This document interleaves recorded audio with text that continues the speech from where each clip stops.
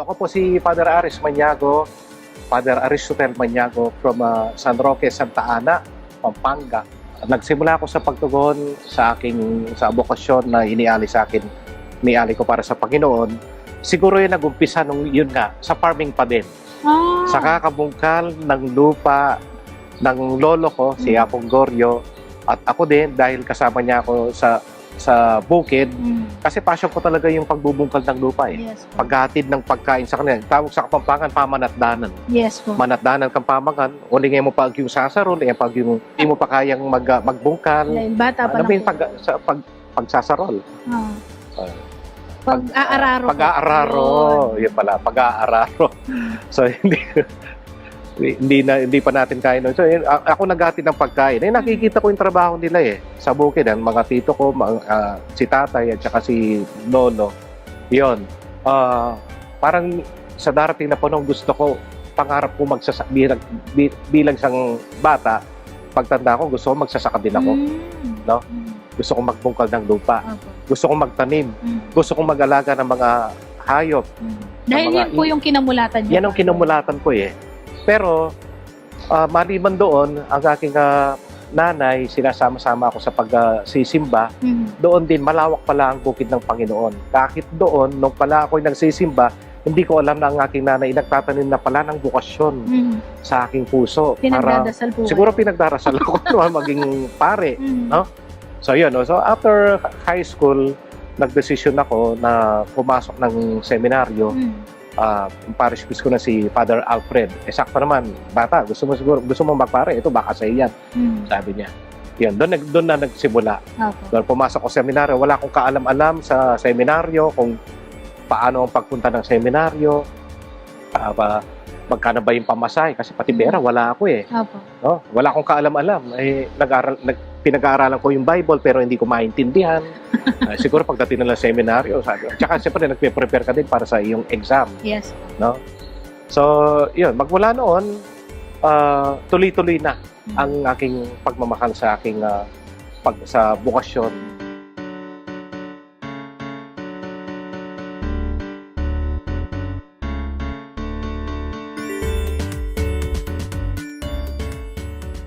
Hey guys! Welcome to Mama's Boys. In this program, we will meet priests from around the globe.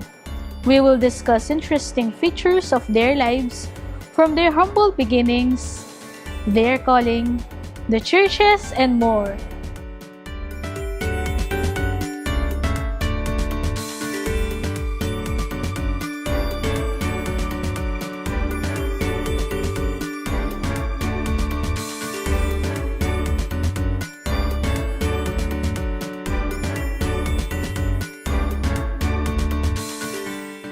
Tayo pa rin ay nandito sa Mama's Boys, Mama Mary's Boys. Samahan niyo kami sa pagpapatuloy ng ating kwentuhan kasama si Father Aris Maniago ng Nuestra Señora de la Divina Pastora Parish sa Balukok, Apalit, Pampanga. At saka bumawi naman ako. Sobra. In total Kasi po, mahal na Father, mahal ilan na po yung mga alaga niyo pong aso at saka pusa po dito? Pero pa po yung manok Father, at saka bibi. Oo. Tsaka yung iba pang animals po sa farm. Siguro yung mga pusa, mga 12 o 13. Tapos, iba pa yung mga namamasyal dito. May pumapasyal pa dito okay na hindi po. sa amin. Nagpapaampon. May nagsisimba po. Nagsisimba. At nakikikain sa kusina. Oo. Ayan, tapos iba pa yung mga, marami kaming aso, nakita mo kanina, no? Yung iba, lumilibot-libot yan. Maliban pa yung mga pumupunta dito na binibigyan ko ng pagkain. Parang alam nila eh. Opo. Kumain ako sa isang kantin, magdadala ko halos kalahating sako. Nandiyan na sila sa harapan. Mga pusa at aso. May nagpapakain po dito. Oo, parang may feeding program eh. Opo. Kasi ako mismo, parish priest, hindi naman kami nagkukulang dito sa mga tao. Lagi kaming may feeding program, relief operations, no? Pero siguro nung pandemic, doon tayo kinakatok ni Lord. Yes. Paano naman yung mga plants and animals? Ngayon, napakainit, di ba? Feed the earth. Yes po. Magtanim tayo. Busugin mo yung lupa. Busugin mo yung lupa sa mga halaman. Nagre-reklamo ka mainit dahil walang halaman. Yes. Walang halaman. Pagbaha, nagre-reklamo ka kasi wala na namang halaman. No? Na sumisip-sip po sa tubig. Oo. Sabi ng isang quotation na nabasa ko sa social media, the best time to plant was 20 years ago. But the real best time to plant is now. Now, yes. Ngayon, no po. Kaya po ako, kahit nasunugan po yung farm po namin, pero meron pa naman yung natira, nagsimula ako ulit. Opo. Yung uso yung mga mangga ngayon, uso yung kamachilis, uso yung siniguelas, ano ba bang uso mga native na fruits natin. Hindi ko yung tinatapon kung saan-saan. No? Yung mangga, Yes. ibabalo ko yung sa tissue o ibibilad ko. Then babalikan ko yan. At itatanim ko sa mga paso. O at least, kasi pag tinapon mo lang sa basura, ma-assure mo pa natutubo yun. Yes, Hindi, po. di ba? At least yung may ibibigay ka sa mga tao na itatanim nila. At gusto kasi ng mga tao, ay, galing kay father yan. Tatanim nila. Di ba? Opo. Ayun. Eh, syempre po, fruit-bearing trees po yung Fruit-bearing. mga yun. Oo. Magpapakinabangan po. Kahit yung iba, kahit hindi mga fruit-bearing trees, tinuturo ko na lang sa kanila kung ano ito. Ano pakinabang ng halaman na ito, bakit kailangan itanim. Marami, kahit yung acacia, no, yung ano bang tawag doon, yung umbrella tree. No? Yan, maganda ding itanim yan eh. Kaysa sa papatayin mo ba dahil non-fruit bearing siya, no? Hindi, magbibigay ng lilim yan. Meron pa palang doon sa vlog ko, yung saresa, aratilis. Yan, Ang sarap ng aratilis, di ba? Ang aratilis, pag meron kang aratilis, ay shade yan, napakalaking shade sa atin. At masarap pa Yung yun bunga. para sa diabetes natin. At kahit yung dahon pwede. Pag ang isang alaman ay kinakain mo yung bunga niya, 100% Pwede din po yung dahon. pati yung dahon nakakain. Gawin mo siya. Ganun po. Oo, gawin Ano mo po siya. yung benefits po ng father ng Same with the dahon po? fruits. Same with the fruits. Kasi yung bunga, napoproduce siya through the dahon. Yes po. Kaya nagkakaroon ng bulaklak, nagkakaroon ng dahon. Tulad ng kamyas. Yung kamyas, pag kinain mo yung bunga, pwede din kainin yung mga dahon. Ganon yung nature. Kaya huwag tayong cut ng mga trees. No? Kasi kabilang sila, tandaan po natin, kabilang sila sa kingdom of God. Yes. So, ganito po yung naging buhay ninyo nung pandemic, Father. Isa po yung farming sa nakatulong po sa community at saka po sa parish mismo. Oo. Yan, hanggang ngayon, yan pa rin ang patuloy na ginagawa ko. Kaya yung mga nagpi-pilgrimage dito, nag-enjoy sila eh. Opo. Ang dami, gusto nila kasi magkaroon ng souvenir eh. Sakto may project kami na. Opo. Yung 3.5 million na ng parking area sa harap ng simbahan. So, naging blessing pa sa amin, yung mga herbs ko, kaya nakita mo kanina, Yes po. konti na lang. Maliban sa natuyo, nililimos nila. May mga yung mga pilgrims po yan na napupunta dito. Yung mga nagpupunta dito since last year, December. Yes po. Lalo na before Holy Week, ang dami nilang binibiling mga herbs dito. Yung mga basil, ang dami kong basil dati dyan. Yes po. Binili nila, nilimos nila. Magbabalik kami after a few reminders, kaya stay tuned guys!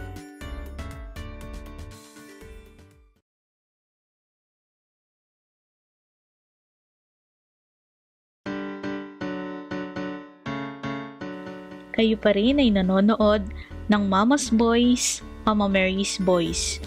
For more 5 siglo content, like, share at subscribe natin ang ating mga social media platforms. Back on our interview with Father Aris Maniago. So, basil, tarragon, yung kanina na kasi rosemary, yan, mga miracle berries, miracle fruits, lahat ay binili. Kaya yung nakita natin, mga tira-tira na lang yan eh. Kaya nagsisimula ako ulit. Yes po. Para sa church. Kaya naging ministry ko talaga dito. At attracted yung mga tao sa simbahan namin dahil doon.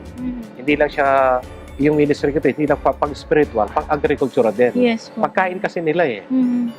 Father, gusto namin magkaroon ng souvenir na 75 years. O, edi, maglibos ka ng 75 herbs. Galing. Ayan na, yun ang ginagawa nila. Pero yun, may kami Catholic store. Yes po. Yung hydrogen motor din natin. Mamaya, meron na kayo. Ayun na. Meron kayong take out. Ano po yung hydrogen motor? Hydrogen motor, yun ang latest technology ng Japan regarding water. regarding clean water, dati meron alkaline. Hanggang Opo. ngayon, uminom pa ng alkaline. Pero hydrogen water, instant lakas. Nung napansin mo, bakit bakit napaka-energetic ng mga parishioners ko noon? Ano na kami? No? Street dance o ano? Street dance, ano? Yan ang pinapainom ko. Ang hydrogen water ay galing sa tubig ng mga halaman, fruits and vegetables. Mm. So, pag ininom mo yon, kung ikaw ay nakihilo ka ngayon, acidic ka, naghihina ka, dehydrated ka, Mm. inumin mo lang yon. Mhm. Sigurado malakas ka. Maghapon.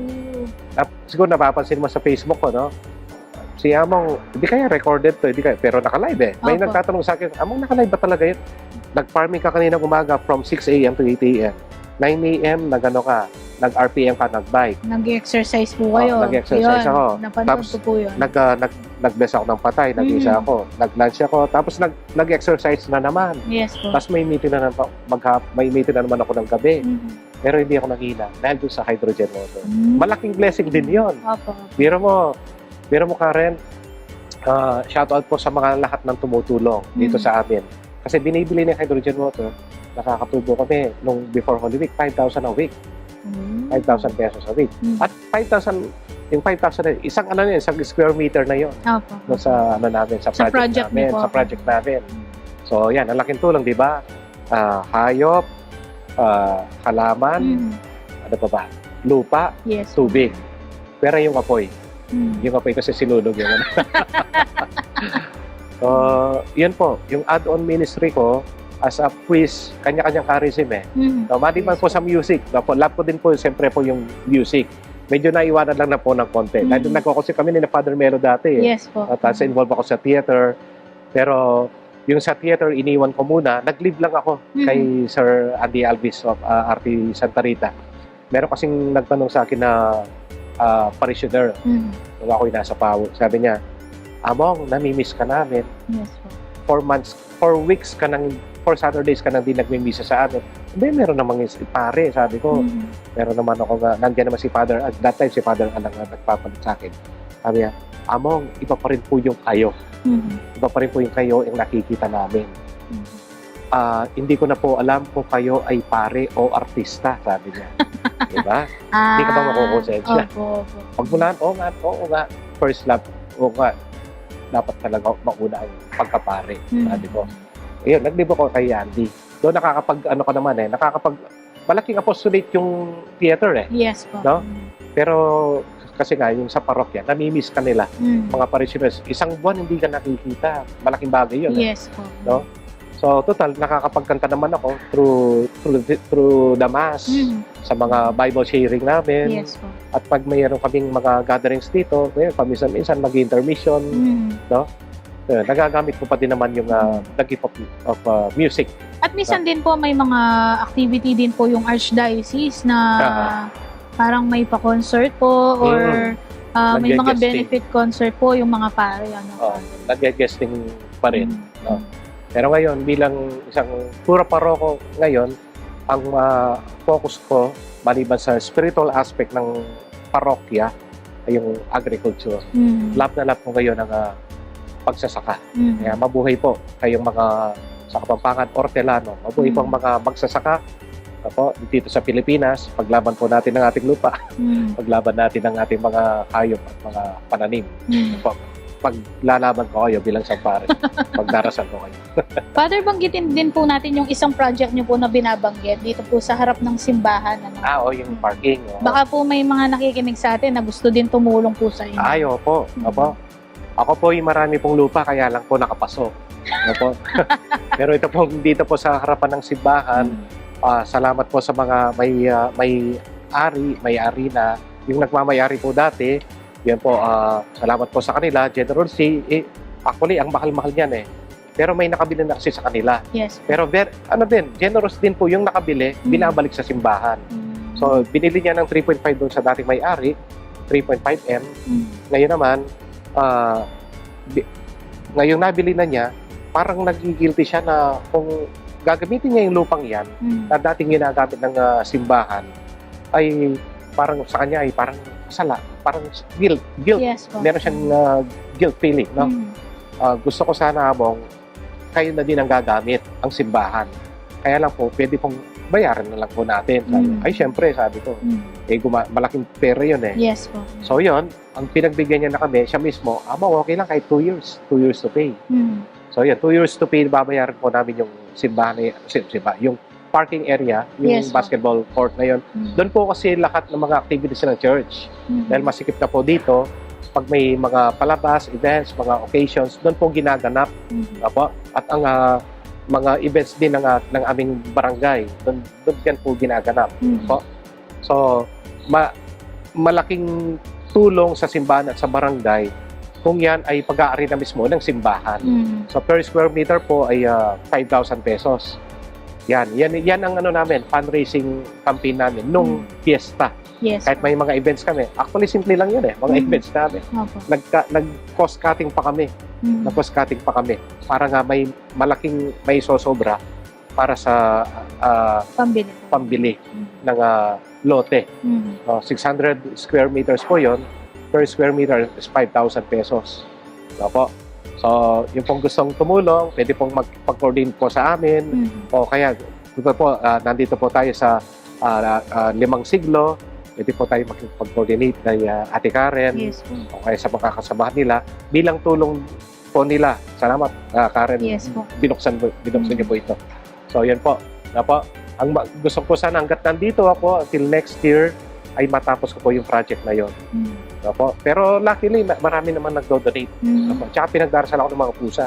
Kasi alam mo yung mga sa vlog ko, yung mga reels ko, minsan yung mga pusang nagbabantay doon sa tindahan sa Catholic store. Kaya sila ang daming nagla-like sa kanila Opo. Magbabalik ang Mama's Boys, Mama Mary's Boys, kaya huwag kayong aalis.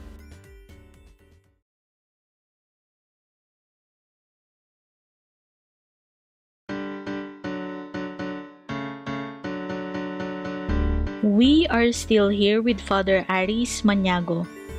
Like, share and subscribe natin ang episode na ito to spread the good news and good vibes. Father, bukod po sa inyo pong pinagkakabisihan dito po sa farming, inumpisahan nyo din po yung Facebook page po ninyo. Pakipromote na rin po sa ating mga viewers para naman po masubaybayan po ninyo, masubaybayan po nila yung mga activities nyo po dito. Sige po. Ako po bilang isang pare, I am a father and I am also a farmer. And a vlogger. And a vlogger. Okay, father farmer. Hindi ko alam na sa kaka-post ko, vlogger na pala yun. Kasi dati hindi ko maintindihan yan. Yes, po. Hanggang sa may tinuruan ako ni Father Piel. Si Father Piel, mag-create ka na ng Facebook page. Sabi, actually, mas nauna ka sa amin at mas kakaiba yung content mo. Yes po. Hindi lang siya pang spiritual, pang agricultural siya, sabi niya. Kaya lang, wala akong know-how Kaya nagpaturo kay Father Piel. So, yan po. Meron po akong Facebook page, Father Farmer Among Aris. Isusulat naman yan sa screen. Father Farmer Among Aris. At yung Facebook page ko, Maniago Aristotel Miranda. Kompleto. Or Among Maniago po. So, yun pong, sa Facebook page ko pong yun, everyday meron po akong mga reels, mga pinopost doon about farming. At syempre po, hindi lang po farming kasi I am a father, kahit yung mga masses namin, misa namin, Bible sharing, mga activities po namin sa parokya. Simple activities on farming, makikita po ninyo doon. Kahit 2 minutes lang, 1 minute lang, meron na nakita isang container, hindi ko itatapon. Yun malaking bagay, nakita ko, isang pare. Ganun pala, dapat hindi itatapon. Yun, pwede palang pagtamnan. Kasi pinapakita ko doon, kinukuha yung mga paper cups sa mga fast food Yes po. Pag kinuha ko yun, gagawin ko kasi seedling cups. Mahal kasi kung bumili ka ng seedling cups. Yun na lang. Recycle po talaga. Okay lang magmagano ng brand din so, bawal po kasi bawal kay Neto yan. So halimbawa, social kasi halimbawa sa coffee brand, isang sikat na coffee brand, yung paper cup. Pag binigay ko sa yung sili, nakapanim doon, di ba? Social, di ba? Galing sa isang coffee shop, Ito naman, galing sa isang fast food, Kaya tangtakat sila. Pwede pala. Pwede. Kesa sa sinulog mo, air pollution yun, tinapon mo, magiging basura. Pero yun mismo kasing paper cup na yun, matutunaw din eh. Matutunaw din siya. At hindi mo na kailangang alisin yung plant doon. Pag tinanim mo, itatanim mo buo. Yes po. No? Kahit yung mga plastic, nakita mo kanina, no? Kung ano ginawa ko sa plastic, ang ginawa ko sa mga cuttings naman ng mulberry, ng mga, yung kanina, isang siniguelas naman yun. Tagalog ba yung siniguelas? Apo. Tsaka yung mga malunggay. Apo. Yun. Madaling tumubo yun. Pero ngayong pag-init, hindi sila tutubo. Yes. Dahil wala silang ugat eh. So ginagawa ko, using technology na tinuro sa amin ng TESDA, maraming po salamat sa TESDA, sa Organic Agriculture Production. Tinuro sa amin yun kung paano magtanim in a proper way. So yun, ilang days lang yun magkakaroon na ng mga ugat. So, tutubo na po? Ano? Tinuturo ko yun through online sa Facebook page. Ako, pakiyakap, sabi na, anong pagyakap? Akala ko nung yakap, may pala pag-follow. Paki-follow yung Facebook page po natin. Father Farmer Among Aris. Nakapagsimba ka na, nakapagtanim ka pa. Nakapag-alaga ka pa ng mga pusa. Tandaan po natin, magpapatay, wag magtatapon, lalong-lalo na ang pusa. Underrated yung mga pusa eh. Yes po. Dati ako din ganun ang kaugali ko. Pero ngayon, malaking blessings po pala sila. Opo. Yun, parang swerte ka talaga eh. Hindi ka na kailangang bumili ng gumaganyan-ganyan. Diba? Buhay na pusa na. Yung alagaan mo. Buti pa yung anong tawag doon yung pusang yung may kamay, may baterya ba yun? Mas maganda pa yung buhay na pusa. Talagang stress-free ang buong araw mo pag nag-aalaga ka. Pambayad sa kasalanan kay Lord. Kanina pong nag-iikot-ikot tayo, Father, hindi lang po mga pusa or aso or mga chickens po yung nakita namin. May mga iba pa po kayong mga inaalagaan, Father. Sige po, pakikwento po sa kanila. Ayun po eh. Kulang na lang po talaga dito, pating. Magtatanong po sana, Father, wala po ba kayong ahas? Ahas. Malapit na. Meron po kaming hito, no? Yung kanina, yung pinakita ko. Meron akong iguana. Meron na rin ibon, no? Yes po. Meron na rin ibon. Ay, kwento ko mamaya yung mga ibon dito. Kung anong ginawa ko. Meron din po kami, meron po mga superworm. Yun. Mga superworm po na yon ay kinakain po yon. Masarap po yan, lasang ice cream pag kinain mo. Masarap. Yung mga crispy po. Pero superworm flavor pa rin, siyempre. So, yan po ay kinakain ng iguana, ng mga ibon, ng mga manok, at kinakain lalong-lalo ng tao. Kasi protein-rich po yan, katulad po siya ng kamaro. No? Inaalagaan ko po yan dito. So, maraming, yun, at least ako mismo pare, nakakapag-introduce ng mga insekto na kinakain pala, na galing pala sa nature. Yes po. No? Organic pa. Diba? Yun ang blessing sa akin. Kaya, through my Facebook page, pagdating nila dito, pagtaas ng manalangin, ay, nasa si Father Aris, ay gusto ko yung superworm. Yung gano'n, no? Nagiging aware tayo kung ano yung kinakain natin noon ng mga ninuno pa natin. No? So, yung mga pilgrims po, talagang hinahanap nila. Curious ako doon sa superworm. Pwede pong matikman. Meron kasi ng mga pang 3 days eh. Kinain. Ayun, naubos. Pati yung mga stock ko naubos. Nakita ko ilan na lang kanina. Pero nagbe-breed na naman po ako. Kasi hanggang December pa naman yung hanggang end of November pa naman yung pilgrimage. So, mahaba-haba pa po. Kaya magtatanim pa rin ako, mag-aalaga pa rin ako ng mga superworms. At yung African Nightcrawler, may ANC ako kanina. Yun naman, pag-decompose ng mga mga basura. Yun. Mga basura, mga dahon na hindi kailangang sunugin. Kung gusto mo magkaroon ng mga fertilizer, yun po, vermicast. At meron pa yung gumagawa kami ng liquid fertilizer. Yan, at least hindi siya messy. Yes po. No? Galing lang sa kangkong. Magagawa mo, yung mismong kangkong o talbos ng kamote, magagawa mo ng liquid fertilizer. Ang tawag doon, fermented plant juice.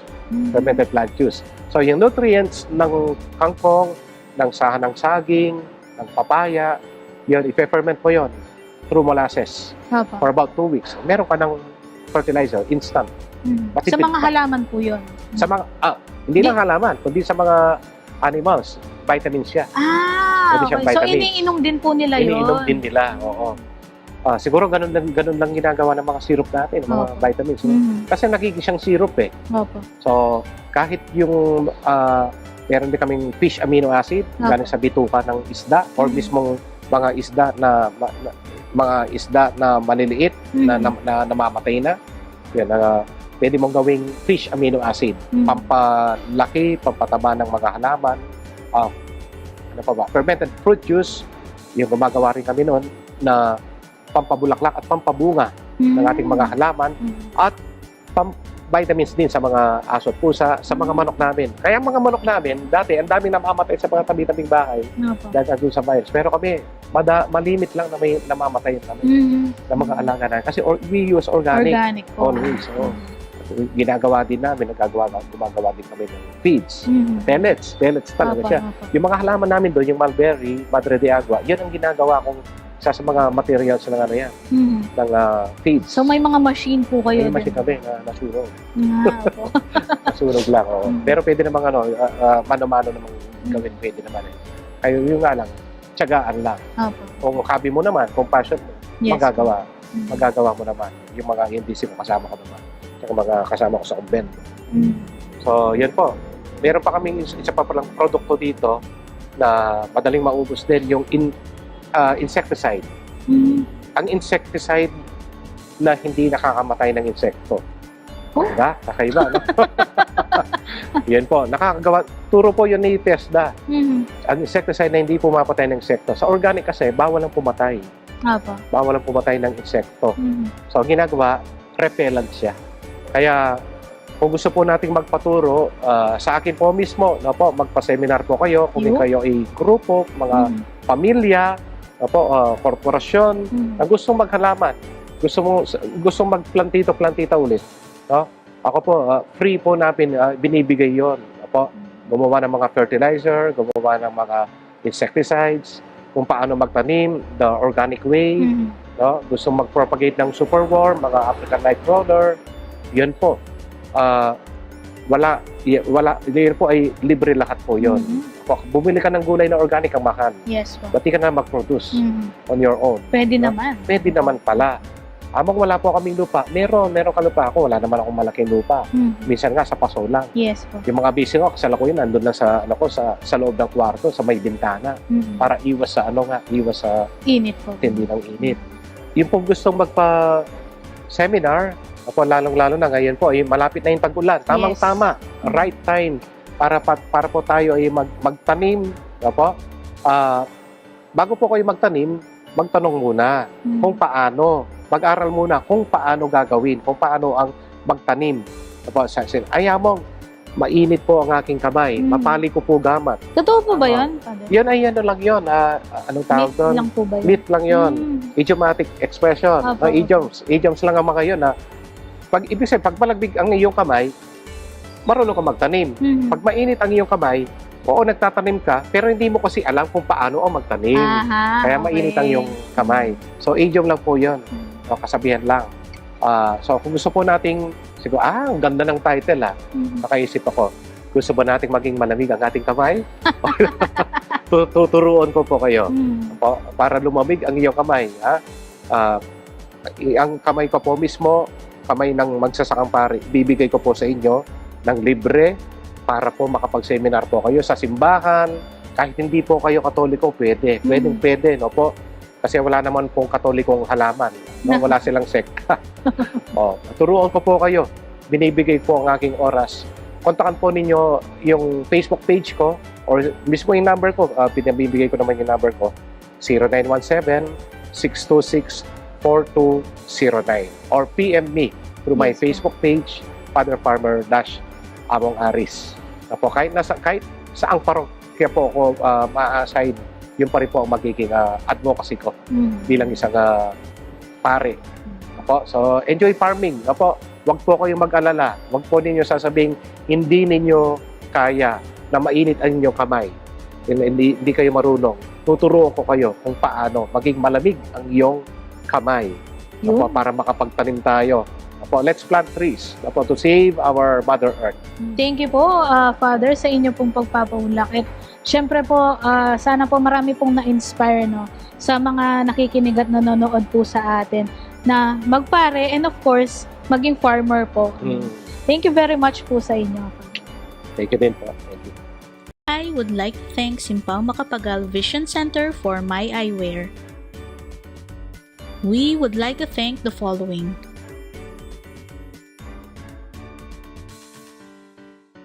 There you have it, guys. Thank you for joining us in this episode of Mama's Boys. Hope to see you in our future episode. This has been your host, Karen Dane. Jama Taraishune!